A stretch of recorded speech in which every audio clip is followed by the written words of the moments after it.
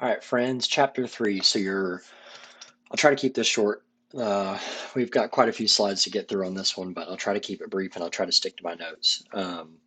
Your assigned reading covers a little bit of chapter 2, but mainly focuses on chapter 3. Um, so this lecture will start by covering chapter 3 that focuses on your visual elements. And this is a really important chapter for us to kind of begin to learn the vocabulary to describe the visual aspects of art.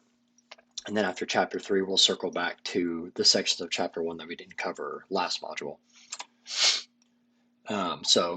Right out the gate, let's look at this piece by Edward Hopper, right? Hopper was known for painting lonely figures in architectural spaces, and his paintings were about isolation in modern life. By looking at this work, we can start to identify some of the visual elements that he uses, lines separating the walls from the ceiling, shapes suggesting mass from the balcony and the seats above. Spaces seem to recede from the viewer, time and motion are represented. The light is helping to clarify the space that the subject is in. The colors are contrasting from the two spaces that we're looking at, and there's you can see a good bit of texture in the seats and in the walls.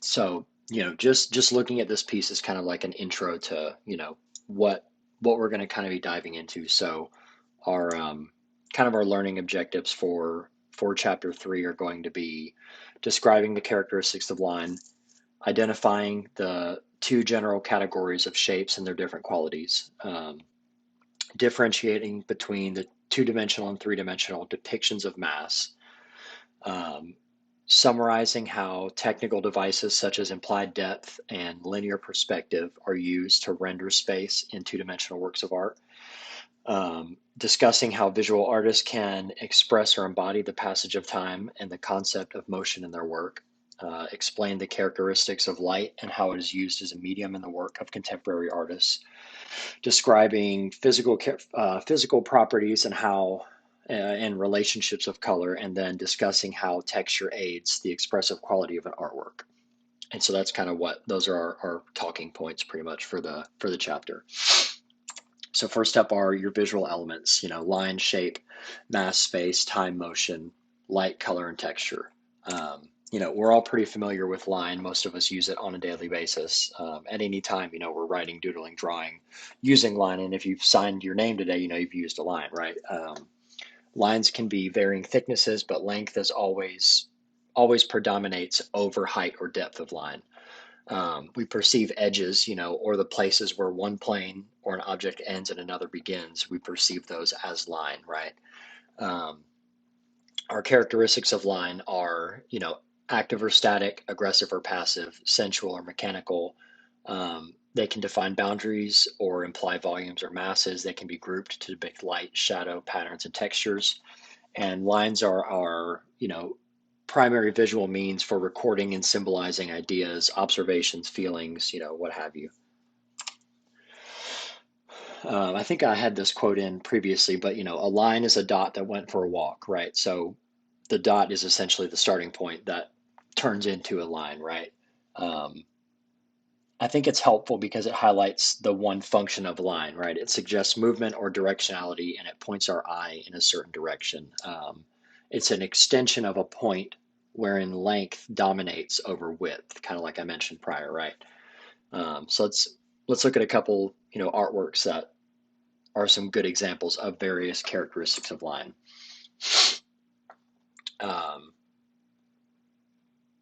So lines and space are principal elements in McCall's work, right, or in this specific piece. This is an example of mechanical line, and it feels like it was created by a computer, right, or not by the human hand.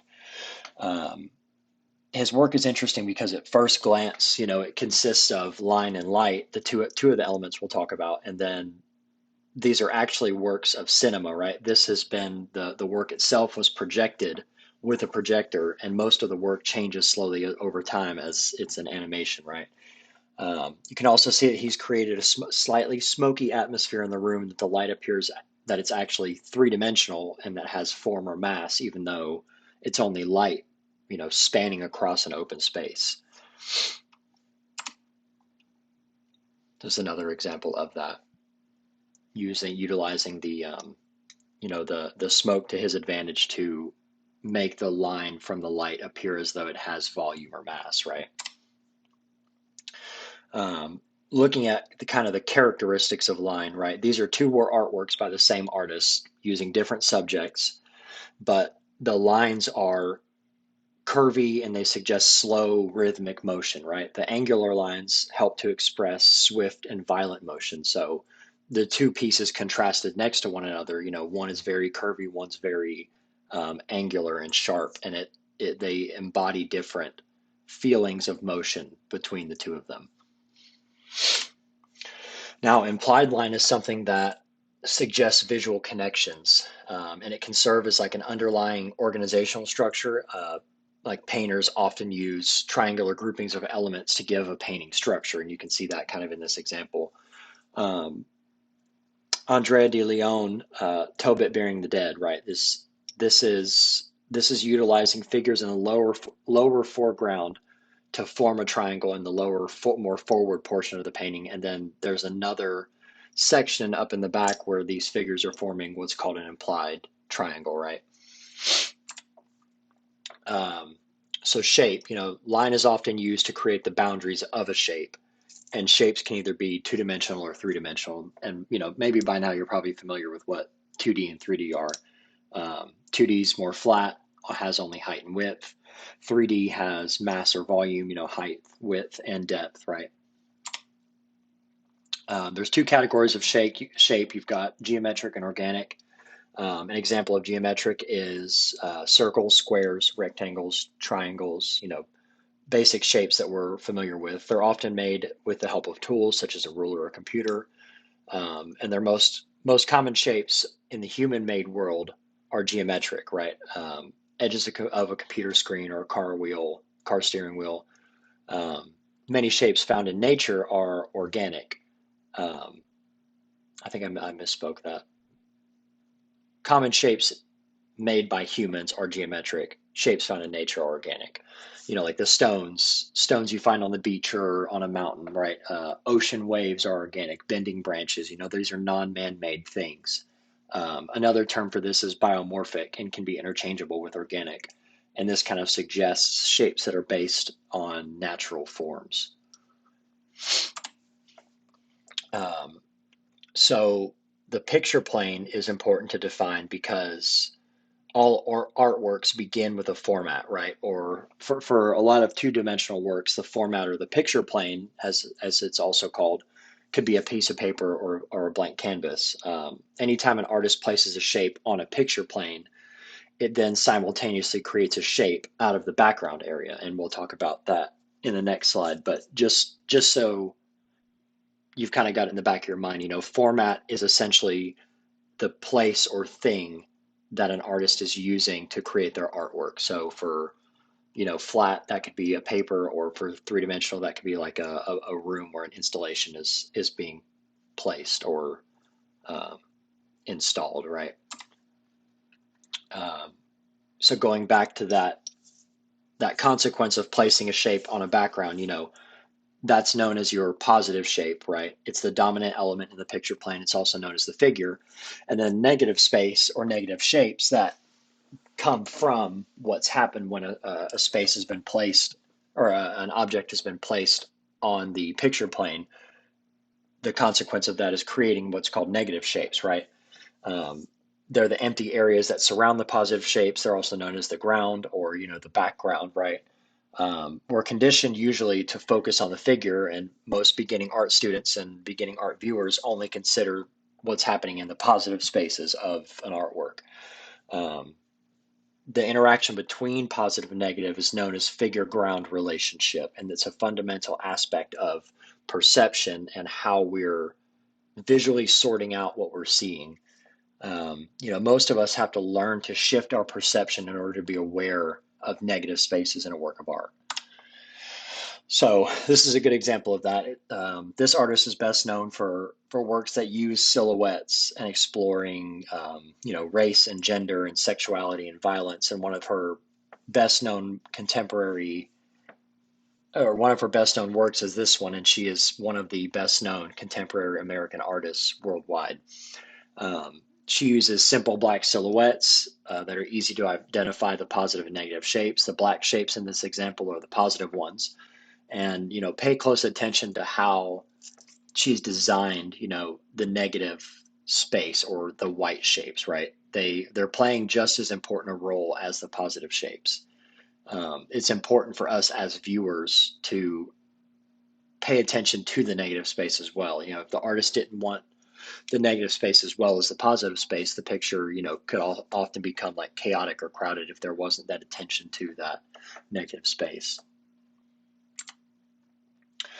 This image, right, there's positive shapes, but there's negative shapes.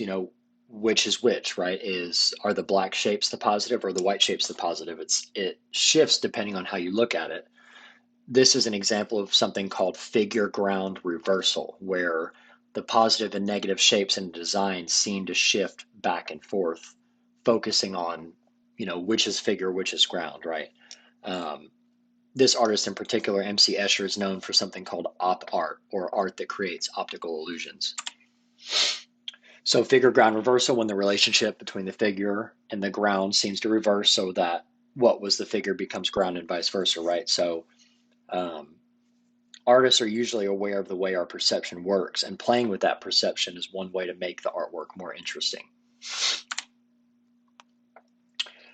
So while two-dimensional areas are called shapes, three-dimensional areas are called mass. And the mass is the physical bulk of a solid body of a material that has height, width, and depth. They're three-dimensional. The word form is usually interchangeable. And when mass encloses a space, the space inside of that mass is known as the volume of that mass.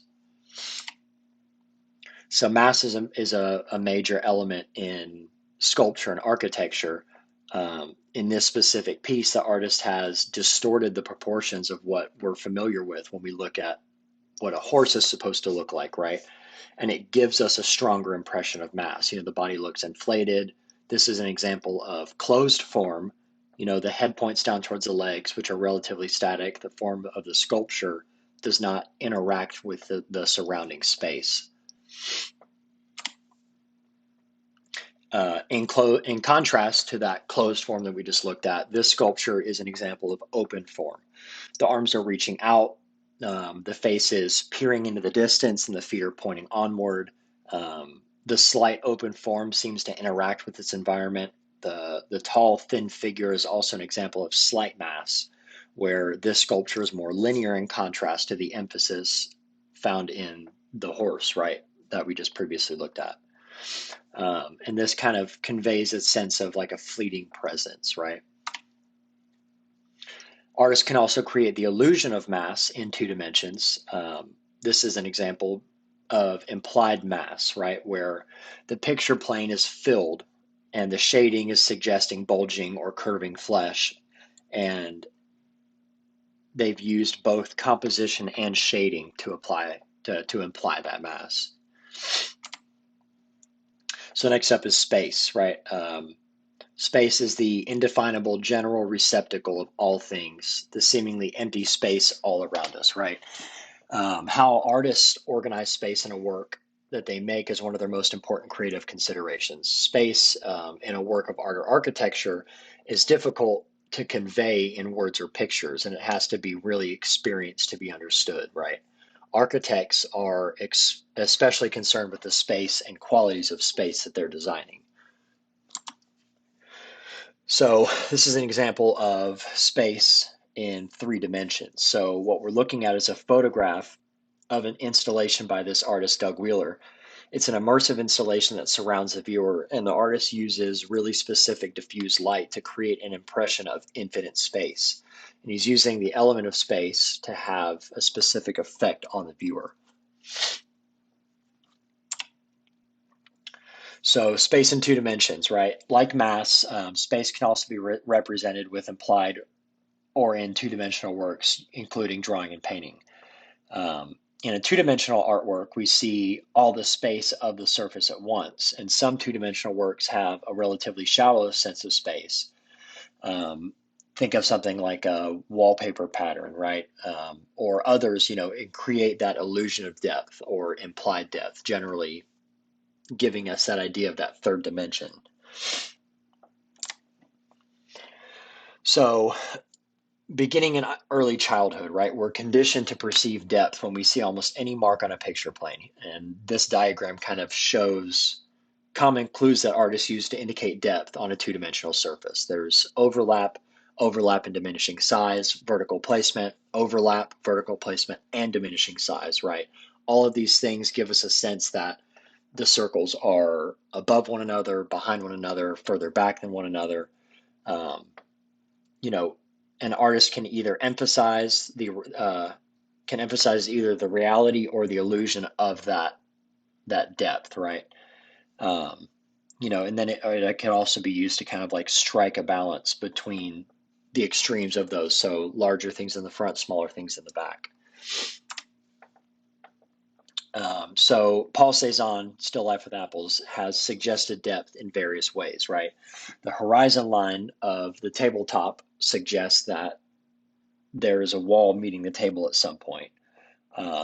It gives us that gap in the middle and that pictorial depth by overlapping and vertical placement of the fruit, right? So if this fruit is on top of one another, we have to assume that there's depth to these objects.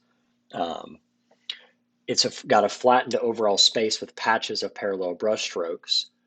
The space behind the tabletop is unclear, right? This balance he's striking between the illusion of space, but also emphasis that this is paint on a flat surface, is what's creating an interesting visual experience for us as the viewer.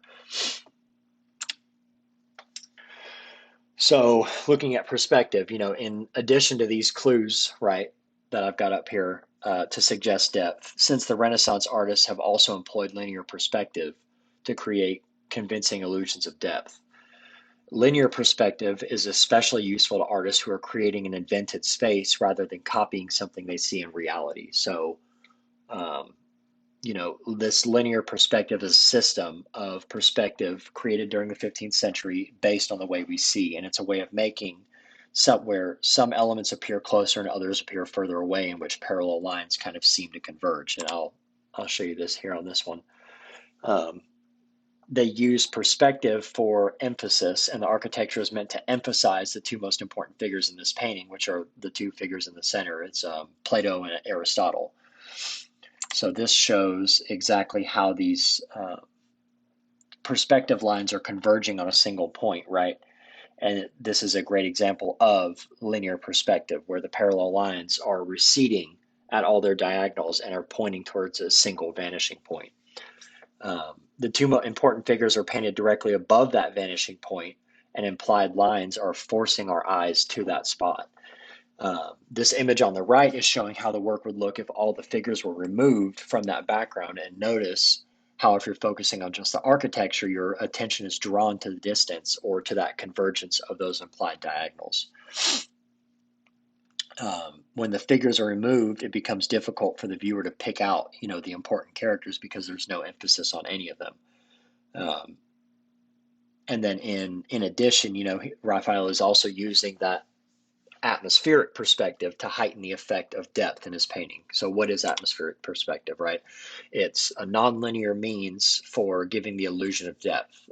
Illusion of depth based on the effect our atmosphere has on things from far away, where details and contrast diminish gradually in the distance. So you might have noticed this, like driving home on a foggy day, or if you've been, the top of a mountain looking across, seeing subsequent mountains that follow, things start to decrease in clarity. The dust and the moisture in the air causes distant objects to appear less distinct. They lose detail and color. They contrast. They might even appear more blue as they recede into the background.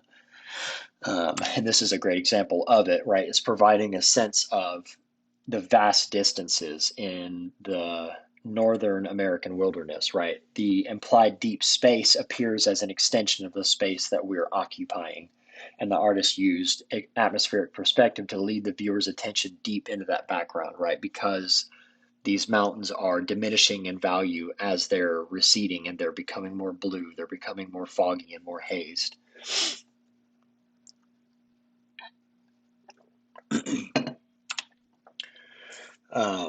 Where in contrast, this piece is drawing the viewer's eye into and through that suggested deep space, right? This is leading your eye across the space rather than deeper into the space. The the near and distant mountains suggested by the washes of ink and color on white paper are less detailed, right? The light gray of the furthest mountain implies that space and atmosphere, where there's the other mountain on the left side that's a bit darker, right? The notice that the mountain that appears closest to the viewer, this is where we see the most contrast, the dark black ink next to the color of the paper, and we're also seeing a lot more detail. And so that kind of tells our brain, hey, this thing that we're viewing is closer than the things in the back that appear in the background because they're less detailed. So next, time and motion, right? And it's important to talk about them at the same time because they rely on one another and they suggest one another, right? Um, Time is invisible, but the passage of time can be made perceptible in art. And sometimes we can discern that much time has been spent creating a work of art, and sometimes a static work can convey that passage of time. Time and motion are major elements in visual media, obviously, such as film, like film, video, and some works of sculpture, like performance art.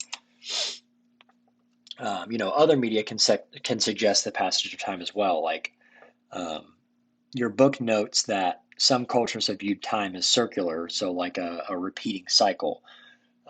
Comic books express a linear conception of time, and this is kind of how most Westerners view time. We're conditioned to understand the passage of time from left to right, top to bottom of a page, and we understand that these events are happening in a succession, not all at once, right? And that's just kind of the general way that we've been taught to view and to read comics. So in film and television, we said that time and motion were elements in that previous piece by Anthony McCall, right? We saw at the beginning of the lecture. In film and television, our impression of time can be manipulated. The past, present, and future can all be intermixed, and events that seem to slow down can also can seem to speed up, right? This video installation that we're looking at is just an image of it, right? It lasts for 24 hours, and it's assembled from thousands of film clips, and each clip makes some reference to time. The snippets are perfectly synchronized with the time of the day, and viewers will see dozens of clocks or watches that display that actual time of day. So they're using an installation in this space to convey time and the passage of time. That's a broken link, so just ignore that. All right, so motion, right? Motion is an element that goes hand in hand with time because movement occurs over time and it also indicates time. So two different kinds of motion are implied motion, and this is used by artists working in a media that incorporates no actual movement, right? Like sculpture. In this sculpture, the implied motion gives a sense of life to the work, right? The dancing Krishna depicts the Hindu god as a playful child who's stolen butter from his mother, and now he's just dancing in glee. And you can see how the artist has created a convincingly lifelike sense of movement and balance in the figure. And we feel like when we're looking at it that this figure is moving around.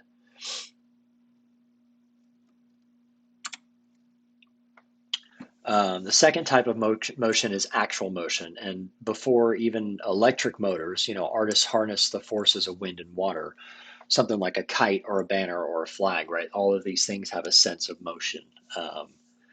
In this example, Calder's first kinetic sculptures were used motors to create movement, but he quickly learned, right, that relying on natural forces of gravity and air to provide movement was a much more elegant solution. So he used that played into his art. So in this piece, he's relying on air movement, and he's thinking about it in the same way you would with sculpture, where it's different from every angle, and a work like this will change constantly, even if the viewer is standing still.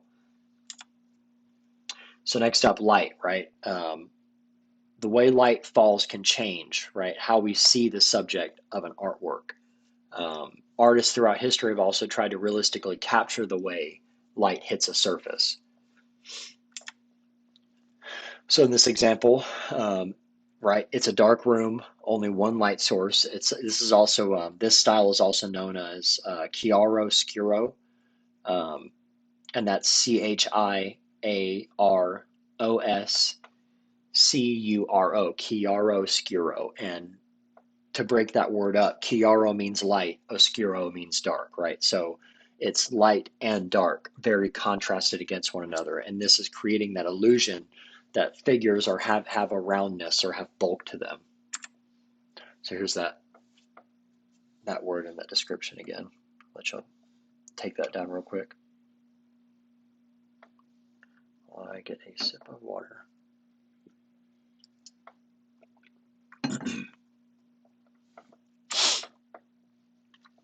So rather than trying to depict light, some artists use light itself as a medium. So this is an example of intense colors provided by artificial light. And Saunier was interested in the idea of making electric power into art. So the material in this installation is neon tubes.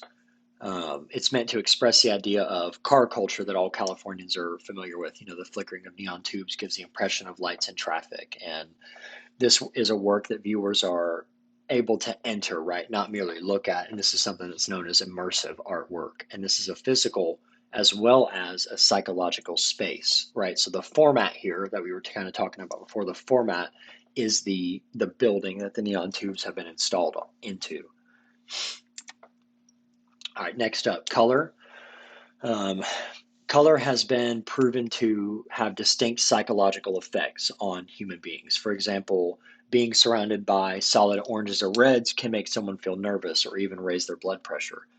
Um, Blues generally have a calming effect. Color can be symbolic, right? All of us have a different cultural connection to certain colors, right? Think of the white of a wedding dress. People in other cultures may associate white with death instead of marriage, right?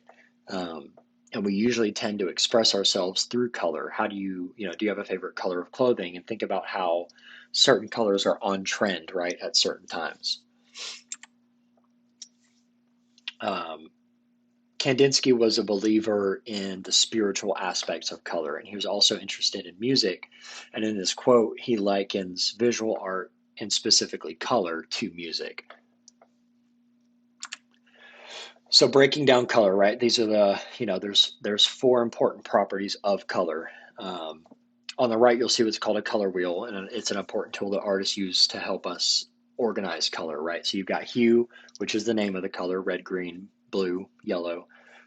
Value is the relative lightness or darkness of a color, and you'll see that right below the wheel. That's that value scale from white to black. And then intensity or saturation is the purity of a color, and it's either its brightness or its dullness, right? Um, and so you can see that below that value scale. And then the last one is temperature, right? Artists are also aware of color temperature, and temperature is generally psychological. You know, the blue-green side of the color wheel seems cool, while the red-orange side seems warm. And all of these properties of color are relative, right? Where one may seem warm and intense when surrounded by cool colors, but surrounded by warmer colors and more intense colors, then you could label that color as cool and or dull, right?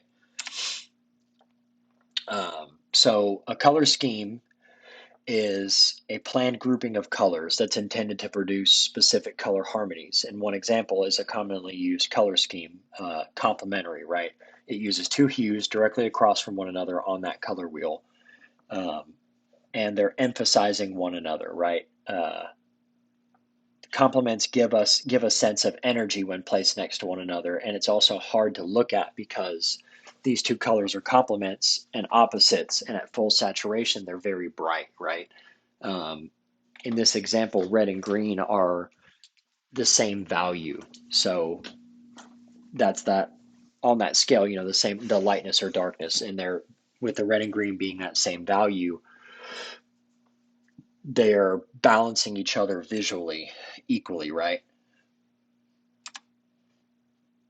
So next up is texture, right? Texture is the tactile qualities of surfaces or visual representations of those qualities. Um, And texture can be experienced through touching or by visual suggestion. So actual textures can be felt, and they're generally used by sculptors and architects, and then there's something known as simulated or implied textures that are created to look like something other than the paint that's being used to paint them, right? So this is an example of an artwork that uses actual three-dimensional texture to elicit a certain response from the viewer.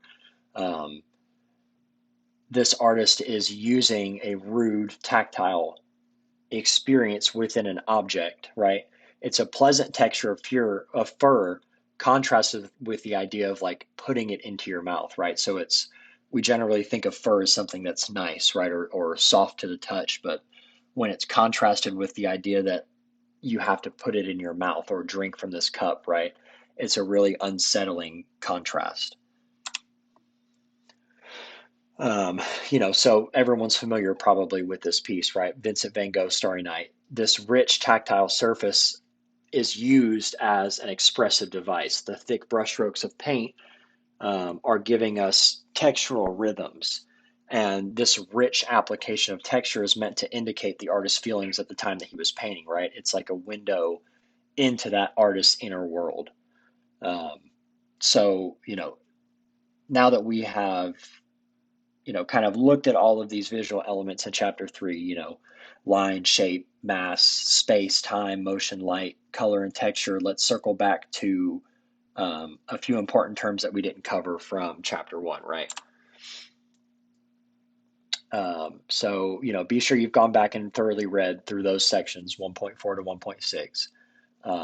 For the purposes of this, we'll just cover a few of the most important points. So representational art. This is probably the type of art that most of us are familiar with, right? It's familiar, and most of us generally prefer representation, right?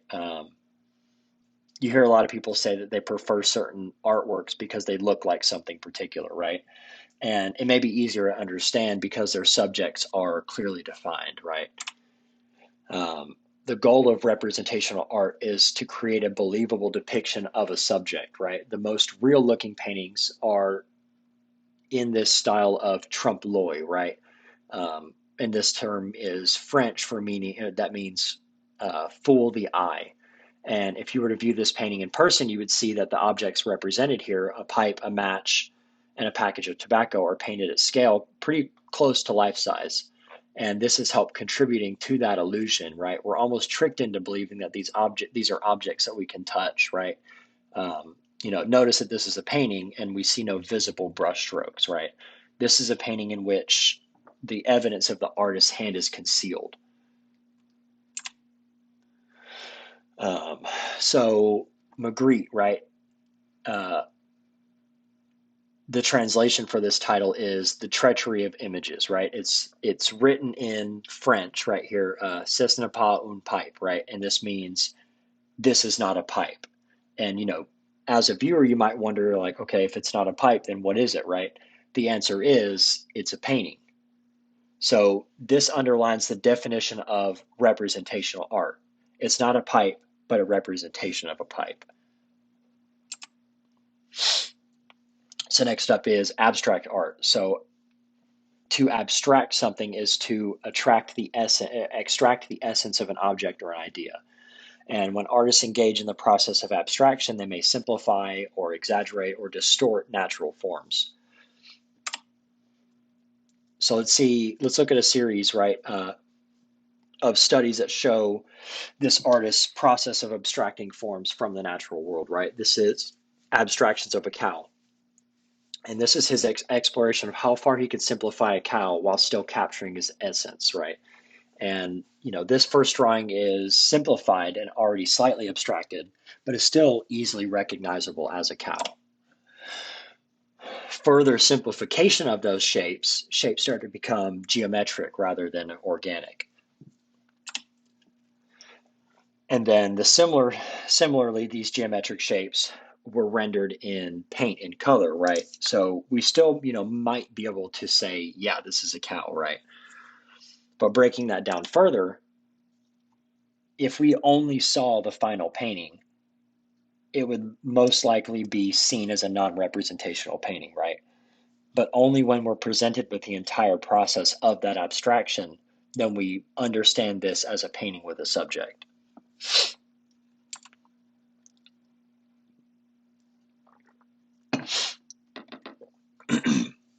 So this painting by Kandinsky this is in chapter 2, and it's an example of abstract work that has no recognizable subject. His forms, rather than being rooted in the visible world, are meant to express something about Kandinsky's inner life, right? And this painting, in addition to being a work of abstract art with no clear subject, can also be classified as fully non-representational because it's not representing anything that we're familiar with, right? So non-representational art, presents visual forms with no specific references to anything outside themselves. That can also be known as non-objective or non-figurative, right? Um, for most of us, non-representational art is hard to grasp. We want to recognize subject matter to help us understand what the work is about or what we're even looking at, right? But in the absence of subject matter, we can direct our attention to strictly the visual elements and the ways in which the artist has arranged them, right? So this brings us to looking versus seeing. Looking is habitual and ordinary, and seeing is a more open and receptive, focused version of looking. Um, they indicate different degrees of visual awareness, right? Um, Looking is something we do all the time. We look at the world around us. Seeing connotates a higher level of perception. It generally requires more work, right? A higher level of engagement with this visual world that we're kind of viewing. Learning to see will also bring a higher level of enjoyment to the visual elements around us. So this is an example of a photograph made by an artist who has learned to see and experience the world differently from most people, right? Where the ordinary becomes extraordinary, and he's transformed his subject because of the way he has presented it, right? Um, this is a photograph of a pepper, and it's the quality of the glowing light from a time exposure of over 2 hours, right? So a seemingly common object has been elevated to represent the artist's achievements. It's, giving a sense of wonder, right, about the natural world. Um, this one's titled, number 30, right, where he's worked with one subject for an extended period of time. He's made at least 30 photographs of just this one pepper, right? And the process of seeing and viewing this is different for every person.